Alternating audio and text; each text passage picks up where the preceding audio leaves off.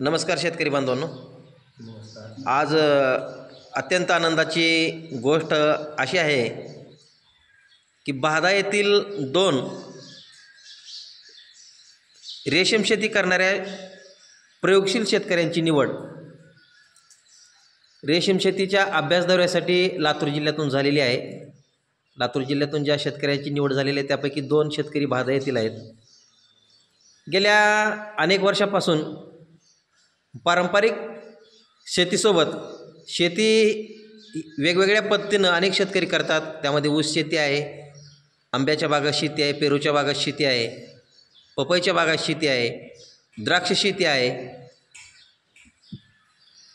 आणि अशाच पद्धतीची बहादा येथे या शेतकऱ्यांनी रेशीम शेती केलेली आहे. आणि ही शेती करण्यासाठी शासनानं शेतकऱ्यांना वेगवेगळ्या योजनेच्या माध्यमातून प्रोत्साहन पण केलेलं आहे. आणि बहादा येथील वैजनाथ पाटील आणि गिरी महाराज या 2 शेतकऱ्यांनी या रेशीम शेतीमध्ये सातत्य ठेवलं, संघर्ष केला, खूप कष्टातून रेशीम बाग जपली आणि त्यामध्ये आजवर त्यांना खूप संघर्ष करायला लागला आणि या संघर्षाचा गोड फळ आज त्यांना मिळालेला आहे. या 2 शेतकऱ्यांची निवड रेशीम शेतीच्या अभ्यास दौऱ्यासाठी झालेली आहे. आपण या संदर्भात आज त्यांना विचारणार आहोत.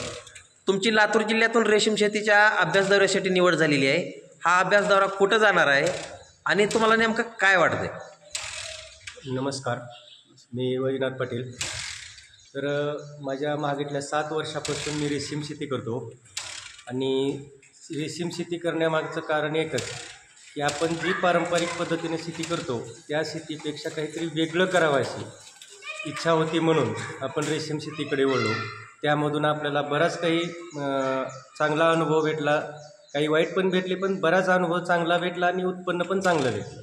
त्यामधून आपण शेती करत आहोत आणि त्या करत असलेल्या शेतीच्या अनुभवावरून रेशीम कार्यालयाच्या 2 दौरे होते. पाठीमागे एक दौरा होता कोल्हापूरचा गडहिंग्लज, तो दौरा पण आम्ही केला. त्यात अंडी कशी निर्माण होते ते पण पाहिलं आम्ही. त्यानंतर आता अंडीपासून रेशीम किडे कसे तयार करायचे यासाठी आम्हाला शासनामार्फत रेशीम कार्यालयामार्फत आम्ही म्हैसूर येथे प्रशिक्षणासाठी जात आहोत आणि तिथे जाऊन आम्ही त्याची माहिती घेऊन आम्ही आम्ही बाहेरून अंडी पुंज आळी मागवत होतो, ती आळी आता आम्ही स्वतःच घरी बनवायचा प्रयत्न करणार आहोत आणि करणारच आहोत. कारण की शिकायला चाललो म्हणजे करणारच आहोत. तिथून येऊन आम्ही आमचे शेतीमध्ये आणखी जी खर्च व्हायचा रेशीम आळी मागवण्यासाठी, तो खर्च आम्ही कमी करून आम्ही स्वतः रेशीम अंडीपासून रेशीम किडे कसे तयार करता येते ही शिकण्यासाठी आम्ही म्हैसूरला निघालेलो आहोत. किती दिवसासाठी हा अभ्यास दौरा असेल? 5 दिवसासाठी आहे. आता आपण लहानपणापासून खरं तर पारंपरिक शेती करत होतो. आपण आता ह्या पद्धतीची आधुनिक शेती करत आहोत. हो. नेमकं ह्या अभ्यास दौऱ्यात आपली निवड झाली अनेक संघर्षांच्या नंतर. हो. मनाला काय वाटतं, कसा आनंद होतोय?